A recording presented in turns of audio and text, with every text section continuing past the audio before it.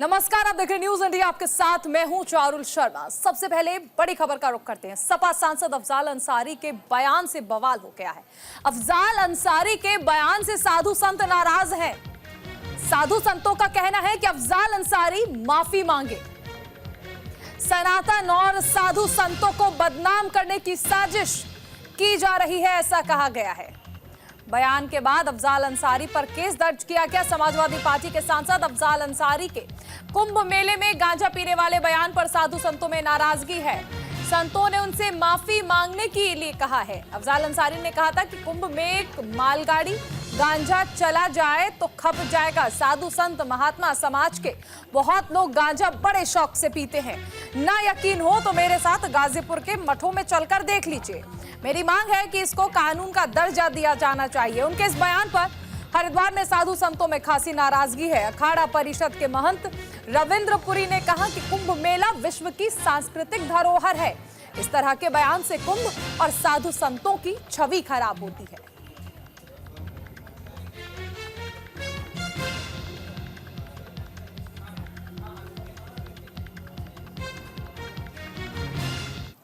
अभियान एक चल रहा है। पहले भोजन में मिलावट, हर प्रकार के ऐसे पदार्थों को सरेआम मिलाया जा रहा है और एक नया प्रयास जो है, एक संसद सदस्य जो है, जो बहुत पुराने हैं और अपने आप को ज्ञानी समझते हैं, उनको इस प्रकार की टिप्पणी नहीं करना चाहिए था कि गांजे की रेल भर के, बसें भर के कुंभ मेले में भेजी जाए। ये नारकोटिक्स विभाग का जो भारत सरकार का कानून है, उसका भी उल्लंघन है। एक सांसद के मुख से इस प्रकार के शब्द शोभा नहीं देते।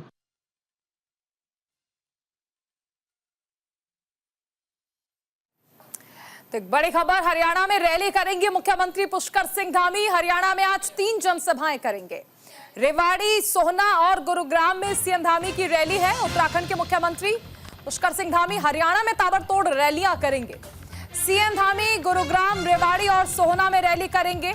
सोहना में बीजेपी प्रत्याशी तेजपाल तंवर के लिए प्रचार करेंगे। दोपहर 2 बजे रेवाड़ी के धारूहेड़ा में लक्ष्मण सिंह यादव के पक्ष में वोट अपील करेंगे और 5 बजे गुरुग्राम में मुकेश शर्मा के पक्ष में जनसभा संबोधित करेंगे।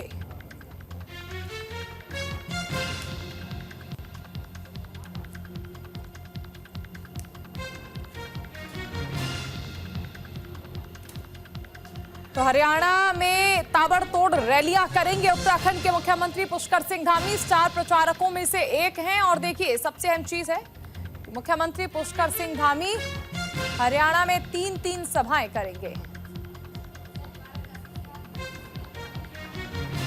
बीजेपी कैंडिडेट के पक्ष में वोट अपील करेंगे रेवाड़ी, सोहना और गुरुग्राम में।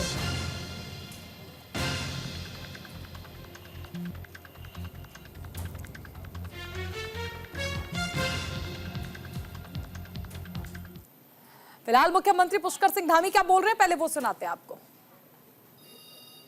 घपले होते थे, लेकिन पिछले 10 सालों में पारदर्शिता के साथ हर क्षेत्र में काम हुआ है।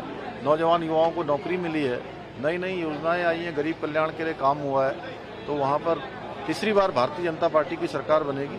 फिर से डबल इंजन लगेगा, क्योंकि लोगों ने डबल इंजन का प्रभाव देखा है, डबल इंजन का काम देखा है। ठीक है।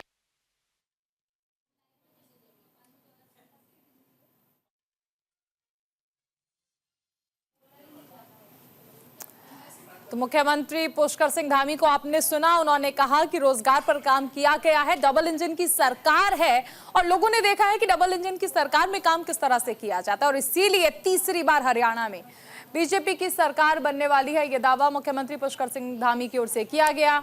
आज 3 चुनावी जनसभाएं करने वाले हैं, ताबड़तोड़ रैलियां। और क्योंकि देखिए, हरियाणा में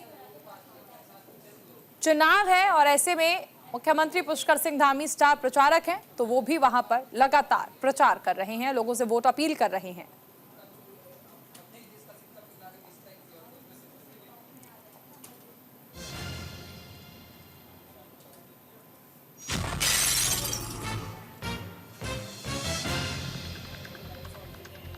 हमारे साथ सहयोगी अनुज अवस्थी जुड़ गए ज्यादा जानकारी के साथ। अनुज, देखिए, मुख्यमंत्री पुष्कर सिंह धामी हरियाणा दौरे पर है, लगातार प्रचार कर रहे हैं और दावा भी किया जा रहा है कि तीसरी बार फिर से सरकार बनाएंगे।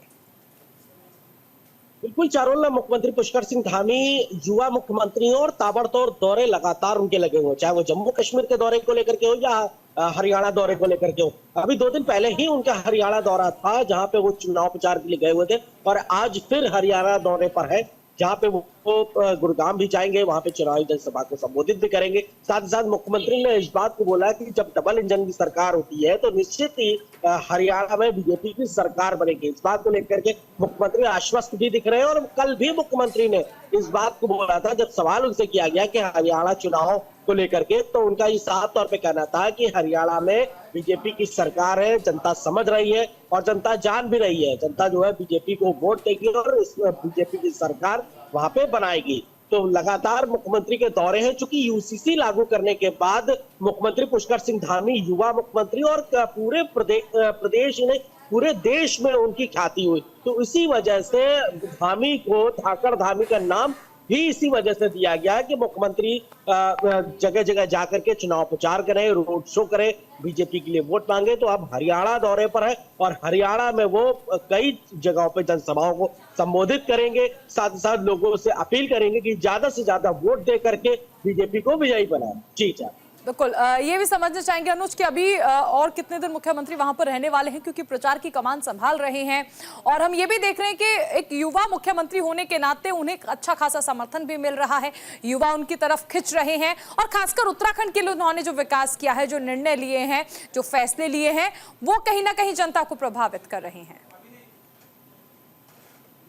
बिल्कुल, धाकड़ धामी के जो फैसले हैं, चाहे वो भू कानून को लेकर के हो, चाहे वो यूसीसी लागू करने को लेकर के हो, चाहे वो लैंड जिहाद को लेकर के हो, तमाम जो फैसले हैं वो पूरे देश में चर्चा का विषय है, पूरे देश में वो लोकप्रिय है, पूरे देश में उनको समझा जा रहा है, जाना जा रहा है कि इस तरीके के कानून और भी प्रदेशों में होने चाहिए, लागू होने चाहिए। तो इस तरीके की चीजें जब मुख्यमंत्री पुष्कर सिंह धामी ने उत्तराखंड में करी है, तो जाहिर सी बात है कि वो और जगहों पे लोकप्रिय भी हुए हैं। तो इसी वजह से मुख्यमंत्री धामी को जो है लगभग हर जगह बुलाया जा रहा है जहां जहां पे चुनाव है इस बार, चाहे वो झारखंड की अगर बात करें, जम्मू कश्मीर की अगर बात करें, हरियाणा की अगर बात करें, तो इन तमाम जगहों पे धामी को बुलाया जा रहा है और वहां पे वो चुनावी जनसभा को संबोधित भी कर रहे हैं। जी चलिए, शुक्रिया अनुज इस तमाम जानकारी के लिए। उधर लक्सर में ग्राम विकास अधिकारी को अरेस्ट किया गया है। आय से अधिक संपत्ति मामले में वीडियो पर गाज गिरी है। 14 दिन की न्यायिक हिरासत में वीडियो रामपाल को भेजा गया है। आय से अधिक संपत्ति अर्ज करने के मामले में विजिलेंस ने हरिद्वार के लक्सर ब्लॉक के ग्राम विकास अधिकारी को गिरफ्तार किया है। उसके खिलाफ 4 साल पहले मुकदमा दर्ज किया गया था। जांच में उसकी संपत्ति आय से अधिक करीब 314% ज्यादा मिली है। इसमें लग्जरी गाड़ियों से लेकर गाजियाबाद में आलीशान मकान तक है। बुलंदशहर, गाजियाबाद और उत्तराखंड में ये संपत्तियां हैं। इसके साथ ही पत्नी के नाम भी कई घर हैं। लग्जरी गाड़ी समेत कई वाहन ग्राम विकास अधिकारी रामपाल के पास मिले। जब इनका ब्यौरा मांगा गया तो वो जवाब देने में असमर्थ रहे।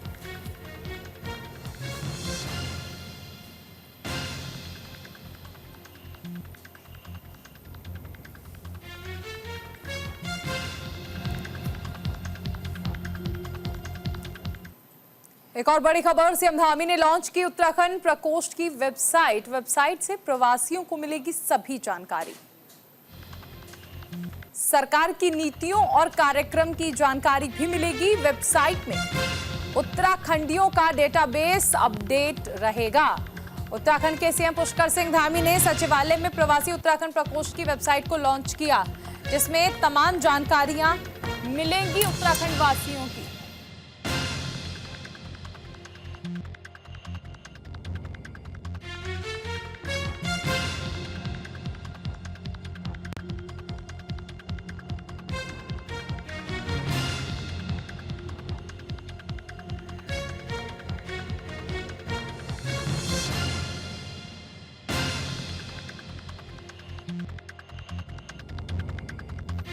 तो वेबसाइट में विदेश में रह रहे सभी प्रवासी उत्तराखंड वासियों का डेटाबेस अपडेट रखा जाए। दरअसल सीएम धामी ने अधिकारियों को निर्देश दिए हैं कि 7 नवंबर को प्रवासी उत्तराखंड दिवस के मौके पर देश के दूसरे राज्य में रह रहे प्रवासियों को इनवाइट किया जाए। वेबसाइट में विदेश में रह रहे उत्तराखंड वासियों का डेटाबेस भी अपडेट रखा जाए। उत्तराखंड में मिलावटखोरों पर अब एक्शन होगा। खाद्य पदार्थ से जुड़े विभागों को निर्देश दिया गया है। दुकानों में लगाना होगा एक्सपायरी डेट का ब्यौरा। रेट, मैन्युफैक्चरिंग और एक्सपायरी डेट का ब्यौरा अब जरूरी है। खाने पीने की चीजों में मिलावट और पुराने सामान की बिक्री पर अब सरकार एक्शन लेगी। उत्तराखंड में मिलावटखोरी के खिलाफ कड़े कदम उठाने शुरू हो गए हैं। इसी के तहत भारतीय खाद्य सुरक्षा मानक प्राधिकरण ने खाद्य पदार्थ बेचने वालों को जरूरी निर्देश दिए हैं। खाद्य सामग्री की उत्पाद तिथि यानी मैन्युफैक्चरिंग डेट और उसकी एक्सपायरी डेट संस्थानों से संबंधित दुकानों पर चस्पा करनी होगी। इस मामले पर देखिए लक्सर से जसवीर सिंह की रिपोर्ट।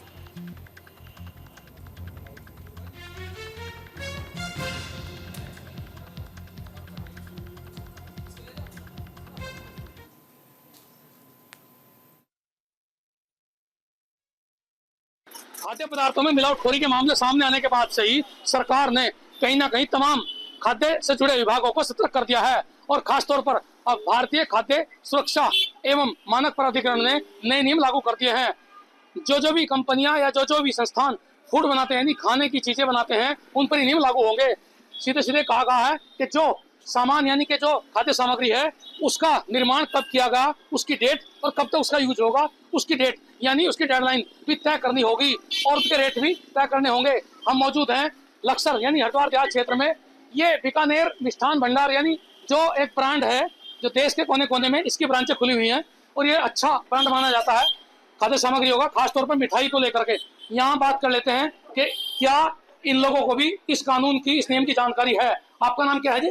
सुखदेव सिंह राजपुर। सुखदेव सिंह जी, ये जो आपका संस्थान है लंबे समय से इस क्षेत्र में आप काम कर रहे हैं। अभी तक तो केवल सुरक्षा विभाग, खाद्य सुरक्षा विभाग द्वारा कहा गया था कि जो आपके खाद्य सामग्री उसके रेट लिस्ट आप लगाएंगे और उस अपनी जो दुकान है उसका नाम आप बोलेंगे, लेकिन अब आपको पता नए नियम लागू हो गए हैं।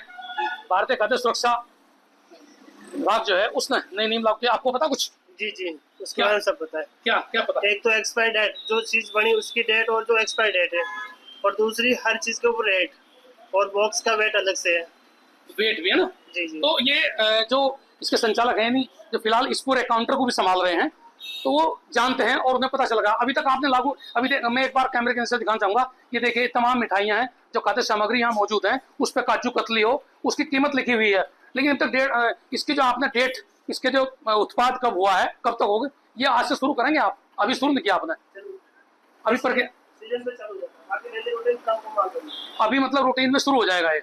तो अभी कह रहे हैं कि रूटीन में शुरू हो जाएगा। तो ये अकेले इस संस्थान की बात नहीं है, पूरे देश की बात है और हर प्रत्येक उस नागरिक के स्वास्थ्य की बात है जो कहीं ना कहीं ऐसी खाद्य सामग्री का प्रयोग करते हैं यानी बाहर का खाना खाते हैं। तो ऐसे में जरूरी हो जाता है अपनी सेहत को बचाने के लिए कि सबसे पहले हम उस संस्थान, जिस संस्थान पर हम खाने के लिए कोई चीज खरीद रहे हैं या खा रहे हैं, तो वहां जाकर के वो तमाम मानकों पर खरा उतर रहा है या नहीं, जो सरकार द्वारा नियम लागू किए गए हैं उसे देखें तभी उसका यूज करें। जसवीर सिंह, इंडिया, लक्सर।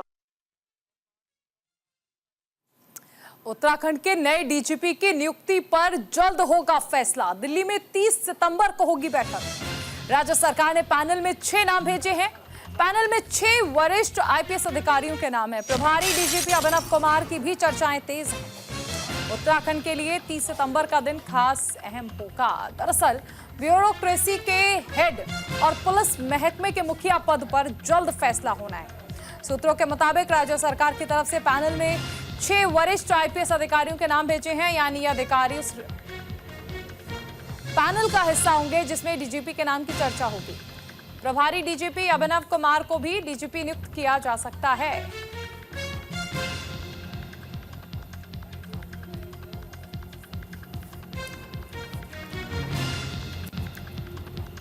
उत्तराखंड का डीजीपी कौन होगा, ये एक बड़ा सवाल है। पैनल की तरफ से 6 नाम भेजे गए हैं। प्रभारी डीजीपी अभिनव कुमार को भी जिम्मेदारी मिल सकती है, ऐसे कयास लगाए जा रहे हैं।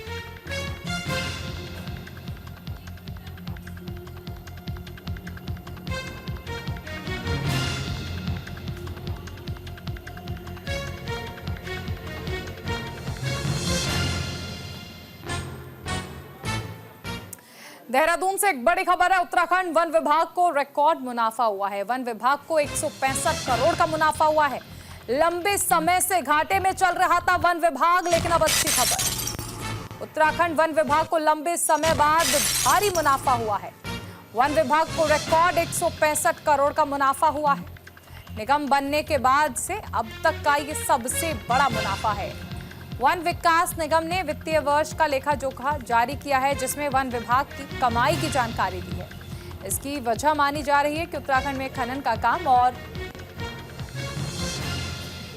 लकड़ियों की नीलामी से फायदा हुआ है।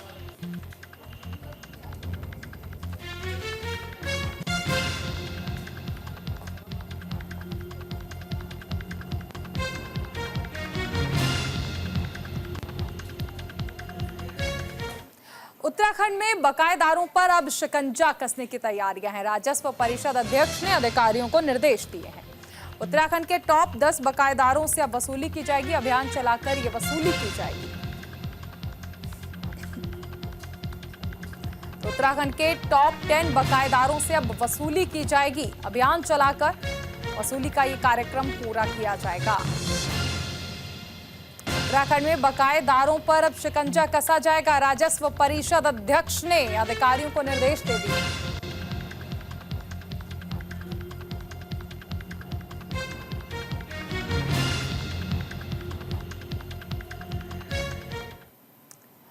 उत्तराखंड के हरिद्वार में झोला छाप डॉक्टर और फर्जी तरीके से चल रहे क्लिनिक मरीजों की जिंदगी से खिलवाड़ कर रहे हैं। ग्रामीण इलाकों के साथ साथ शहरों में भी झोला छाप डॉक्टर्स की संख्या बढ़ रही है। दरअसल गंगनहर के ईदगाह चौक पर क्लिनिक में गर्भवती महिला की मौत हो गई, जिसके बाद परिजनों ने हंगामा किया। इसके बाद अब स्वास्थ्य विभाग भी जाग गया। ऐसे क्लिनिक पर कार्रवाई शुरू हो गई। इस दौरान स्वास्थ्य विभाग ने 2 अस्पतालों पर 2 लाख से ज्यादा का जुर्माना लगाया है।